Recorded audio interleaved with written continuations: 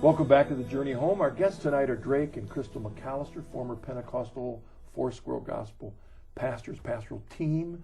We don't see that in the Catholic Church very often, but that's common. It's actually common amongst many of the traditions in the Protestant world. Before we took a break, we brought up this issue of catechesis. And you teach catechetics. You're on the faculty at Franciscan teaching catechetics, and you're both involved with it in the community in a big way. But talk, if you would, about the centrality of good and bad catechesis in the history of the Church. I mean, that's really maybe the big issue in the history of the Catholic Church, I think. History of Christianity. Yes.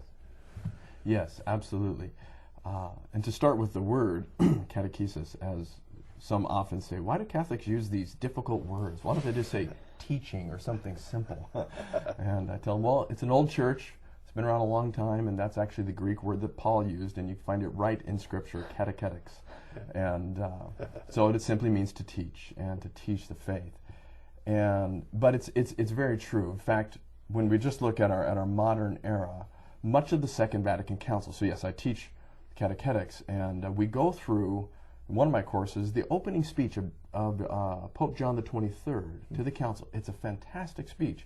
In it, he's very clear about a couple of things. One, the doctrine is already known. What we need to do is learn how to clearly teach the doctrine in a compelling manner. We need to not just give condemnations, but demonstrate the validity of the truth. And it's basically, the council was called for method. How can we teach more effectively?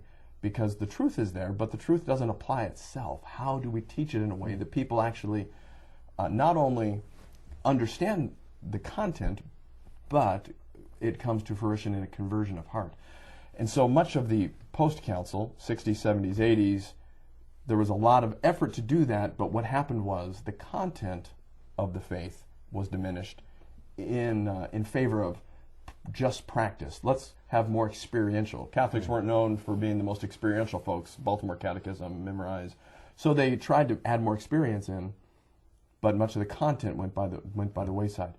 The church is now... Is that because they were presuming that the same change was happening in the content as was happening in method? Some of the formators, yes. Without getting into specifics, there were many that wanted, with a more liberal view to the faith, wanted to amend things, and even to the substance of revelation itself. And so, but many with an eye, how can we make it engaging, but lost the content. So where we are and so we had a good 30 years of Catholics who grew up in faith formation that didn't get formed in the faith. They got formed in, what do you think, what do I think, how do you feel about it, what would you change in the church if you were Pope?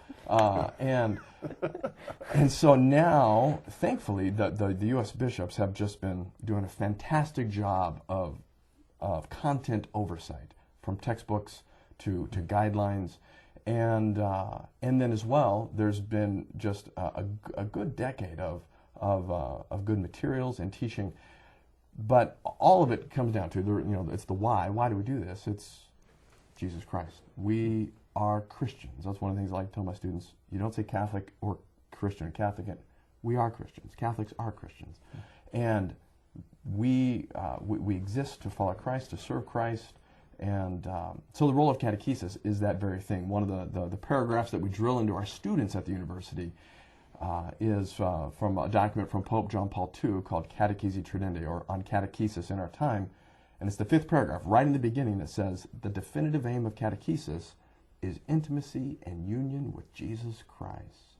I remember the first time I read that when I came for graduate studies, I thought, wow, that's great. They really do talk about Jesus. Because there's a little bit of hesitancy. Once you become Catholic, you come into the church, and you kind of really wonder, what's the experience going to be like? And so the documents of the church speak about this need for conversion. And with the other thing I would say in that, and many places are moving in this direction, is the church is very clear, has always been, the primary teachers of the faith are parents. It is not the catechist. It is not the parish.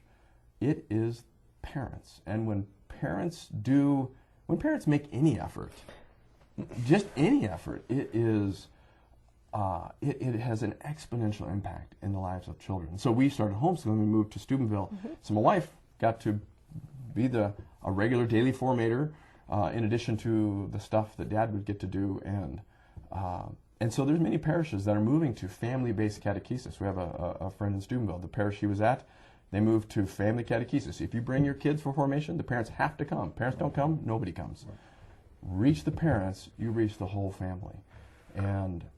But that's difficult. Adults are a tough group to reach. But yes, catechesis. Who developed some bad habits in the church. Yes. Adults not thinking that they ought to continue their religious formation past confirmation. Right.